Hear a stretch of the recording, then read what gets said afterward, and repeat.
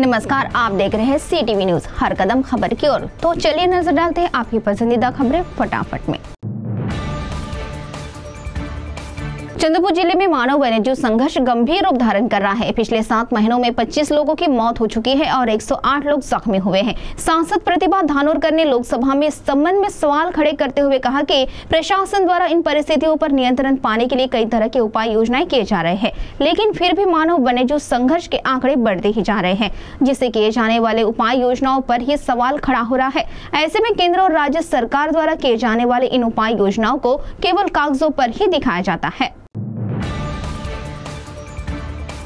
कोरपना के तुगड़ोजी नगर निवासी विश्वास मालेकर यह युवक ढाबे पर गया था, जिसके बाद वह घर लौटा ही नहीं। दूसरे दिन उसका मृतदेह तुगड़ोजी नगर में होटल के शेड में दिखाई दिया। इस घटना की जानकारी मिलने पर पुलिस मौके पर पहुंची और पंचनामा करने पर युवक की हत्या होने का सच सामने आया। रास्तों पर लगाए गए अवैध ढाबे के कारण यह घटना घटी, ऐसा संदेह मृतक के परिजनों ने व्यक्त किया है। इतना ही नहीं तो ढाबा बंद किए बगैर मृतदेह नहीं उठाने देंगे, ऐसी संतप्त भूमिका उन्होंने ली। आखिरकार पुलिस निरीक्षक गाड़े ने दिए आश्वासन के बाद शव को पोस्टमार्टम के लिए रवाना किया गया। पुलिस ने महज 2 घंटों के भीतर आरोपी को गिरफ्तार कर अपराध दर्ज किया।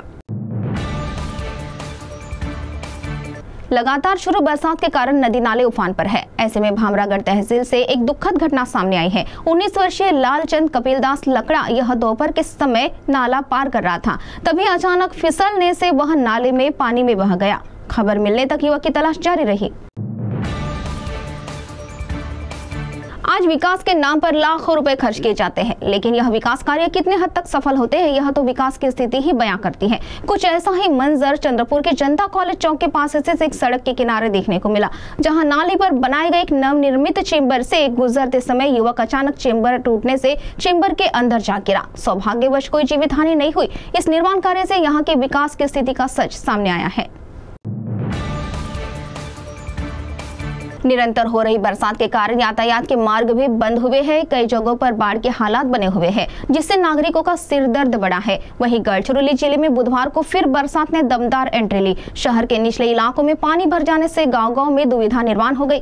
जहां एक और इस बारिश से खरीफ की फसल को फायदा हुआ है, वहीं बाढ़ के कारण नुकसान भी हुआ है। जिले में 82.1 मिमी बारिश दर्ज की गई है। नदियों का जलस्तर बढ़ने से नागरिकों को सतर्क रहने का आह्वान और नदी नालों के पास न जाने का आह्वान प्रशासन की ओर से किया गया है। गढ़चिरौली जिले के सरकारी स्कूलों की दयनीय अवस्था हो चुकी है। शिक्षा में हुआ भ्रष्टाचार और ठेका शिक्षकों को बकाया मानधन मिलने की समस्या के विरोध में आम आदमी पार्टी जिला शाखा की ओर से आने वाले 21 अगस्त को झोपा काड़ा आंदोलन जिला परिषद के सामने किया जाएगा, ऐसी जानकारी है। एक शिक्षक पानी में बह जाने की खबर गढ़चिरौली जिले से सामने आई है। असंतु सोमा तलांडी पिछले अनेक वर्षों से पेरमिली के जिला परिषद स्कूल में शिक्षक के तौर पर कार्यरत था। स्कूल छूटने के बाद वह गांव की ओर लौट रहा था, तभी सीमनपल्ली नाला उफान पर होने के कारण वह नाले के पानी में बह गया। दूसरे दिन स्थानिक प्रशासन की सहायता से मृतदेह निकाला गया। इस घटना से मृतक के परिवार पर दुखों का पहाड़ टूट पड़ा है, तो वहीं परिसर में भी शोक की लहर है। नागपुर जिले में 127 प्राथमिक स्कूलों में 580 अवैध शिक्षक मिलने की चर्चा है। इन सभी अवैध शिक्षकों का वेतन रुका हुआ है। चर्चा है कि पैसे बांटकर खाने में सभी का समावेश है, मगर जब इन सब की जानकारी अपलोड करने के निर्देश आयुक्तों ने दिए, तो झूठी जानकारी अपलोड करने के लिए मुख्याध्यापक पर संस्था चालक दबाव डाल रहे हैं, जिससे अब मुख्याध्यापकों को हथकड़ी लगने की नौबत आई है।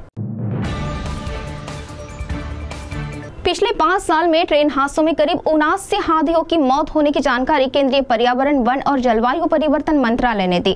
2020 से 2025 इस कालावधि में इन हाथियों की मौत हुई है। राज्य साथ ही केंद्र शासित प्रदेश के अहवाल से यह जानकारी सामने आई है। ऐसे हादसों को रोकने के लिए केंद्रीय पर्यावरण, वन और जलवायु परिवर्तन मंत्रालय और रेलवे की ओर से संयुक्त रूप से अनेक उपाय योजना चलाए जाने की जानकारी है, जिसमें हाथियों का अधिवास होने वाले क्षेत्र में रेलवे की गति पर नियंत्रण और रेलवे पटरी के आसपास खास तरह के सेंसर, अंडरपास मार्ग और कंपाउंड जैसे उपाय योजनाओं का समावेश है। तो CTV न्यूज हर कदम खबर की ओर में यह थी खबरें फटाफट। मिलते हैं कुछ ही देर में नई खबरों के साथ। आप बने रहिए CTV के साथ। नमस्कार।